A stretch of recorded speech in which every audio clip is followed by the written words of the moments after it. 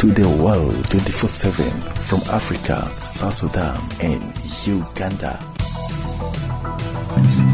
US President Donald Trump has left the Middle East after declaring an end to the war in Gaza and a historic new dawn in the region. He also said the second phase of negotiations toward a lasting peace has begun. Together with leaders from Turkey, Qatar and Egypt, Trump signed a document formalizing the end of Israel's war on Gaza. After years of suffering and bloodshed, the war in Gaza is over. Humanitarian aid is now pouring in, including hundreds of truckloads of food, medical equipment, and other supplies, much of it paid for by people in this room. Civilians are returning to their homes. The hostages are reuniting.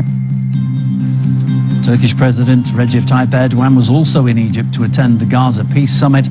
Erdogan met President Trump during a photo op ahead of the event. Turkey has been closely involved in negotiations and has been one of the harshest critics of Israel's assault on Gaza, calling it a genocide. Hamas has freed 20 living hostages and Israel has released around 2,000 prisoners. Remains of some deceased captives have also been returned. Israel, however, made a last-minute change of sending more than 150 Palestinian prisoners into exile, with some heading to Egypt. Madagascar's president says he's sheltering in a safe place to protect his own life. Andry Rajoelina did not disclose his whereabouts, though in his first public address since army units defected to join anti-government protesters.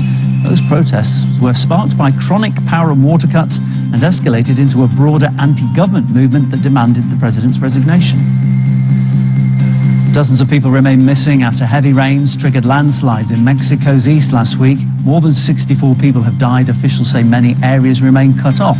The government has deployed thousands of personnel for relief efforts, but locals say the help has been slow and insufficient. And Ukrainian officials say that 30,000 people have been hit by power cuts following a Russian attack on the country's second largest city. Russian strikes targeted transmission lines in Kharkiv, while a hospital there was also damaged. Moscow has increased its attacks in recent weeks on Ukraine's electricity grid and gas industry as winter approaches.